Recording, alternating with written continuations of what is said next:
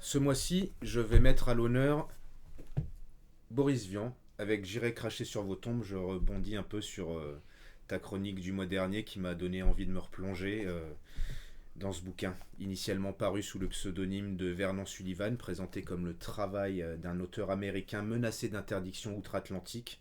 J'irai cracher sur vos tombes est un brûlot antiraciste d'une violence rare, calculo incroyable de se présenter sous la forme d'un bouquin érotique, limite pornographique. Derrière le pseudonyme, Boris Vian tâte le terrain d'une forme d'écriture qu'il sait à la limite de l'acceptation des moralistes et des tenants conservateurs d'un bon goût romanesque. Ce sera un succès. Si le vocabulaire n'est pas clairement celui du troubadour trompettiste, dont les succès populaires entre cynisme et surréalisme ont enchanté les années 50, sa langue est là, reconnaissable entre toutes. Construction des phrases, détachement fin de la forme, simplicité directe, rythme du phrasé, c'est du Boris Vian. Mais ce qui m'amène à mettre en avant ce livre aujourd'hui, c'est l'expression des désirs qui tient toute l'attention du roman. Désir de vengeance d'abord, de la part de Lee, nègre albinos aux traits si fins que la plupart des blancs l'acceptent comme leur égal, et qui lui rumine des actes de contribution suite au meurtre de son petit frère, trop noir, lui, pour avoir le droit même d'être amoureux de sa camarade blanche. Désir sexuel exacerbé ensuite avec la figure du nègre frénétique, comme un reflet cynique de l'image de l'affranchi dans le cinéma américain des mythes. Je pense à Birth of a Nation de David Griffiths. Bref, tout ce qui pousse notre anti-héros, c'est une irrépressible pulsion de vie dédiée à l'hommage morbide et horrible à une exécution injuste, à un lynchage. Ça reflète peut-être ce désir intime de Vian, né de ses révoltes, à changer le monde avec des mots. Pour moi, c'est un indispensable, plus encore aujourd'hui, pour nous clamer par exemple que Black Lives Matter. Pour rafraîchir mes connaissances, je me demandais l'année de parution déjà. C'était. Oui, c'est paru en novembre 46. Il y a très longtemps, ça reste hyper actuel. Ça a été adapté en pièce de théâtre dans les 2 ans qu'on suivi. Ça a été interdit en 49. Et Boris Vian a été condamné pour outrage aux mœurs avec J'irai cracher sur vos tombes et le roman suivant de Vernon Sullivan. Ok. Je vais vous parler de Nadia maintenant d'André Breton que j'ai longtemps voulu découvrir André Breton. J'ai longtemps hésité entre le manifeste du surréalisme et Nadia, les 2 bouquins que j'ai chez moi, et mon affinité à l'imagination me déviant naturellement de la pensée ordonnée. Je ne suis pas un grand lecteur d'essais. Je me suis jeté à l'aventure dans les pas de l'auteur. Bon, je regrette un peu l'élan précipité parce qu'il me semble que certains des aspects du livre ont pu m'échapper. Balade au désir, narrée sous la forme d'un journal intime ludique et parsemé de photographies au prétexte qu'elles rendent bien mieux compte de la réalité que de longues pages de description, Nadia, c'est un ouvrage avant tout déroutant.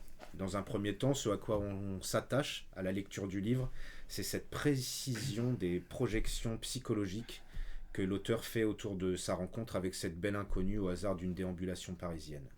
Une femme, un sourire, des mots, et puis derrière la rencontre, derrière les rendez-vous qui se succèdent, toujours le désir plane. Pour autant, notre narrateur ne semble pas vouloir y céder, et d'abord on apprend de toute façon qu'il est marié, peu enclin à l'infidélité, et puis on n'aborde jamais réellement la question de la sensualité. Et surtout, ce qui entraîne le récit, ce qui meut les promenades du duo, c'est bien le désir de la rencontre, la curiosité de l'autre avant tout, comme à la découverte d'un nouveau continent. En ce sens, André Breton nous raconte un peu ce qu'à mon sens devrait être l'exploration, cette idée de découverte et non de conquête. Outre le fil tendu au suspense des errements amoureux ou sensuels, André Breton semble insister sur la forme.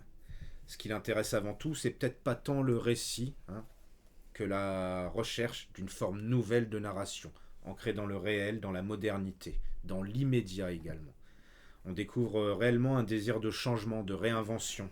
Le roman, il est écrit entre les 2 guerres, et cette expérience formelle, elle accompagne alors les élans, les espoirs d'une société nouvelle, plus libre, plus fraternelle.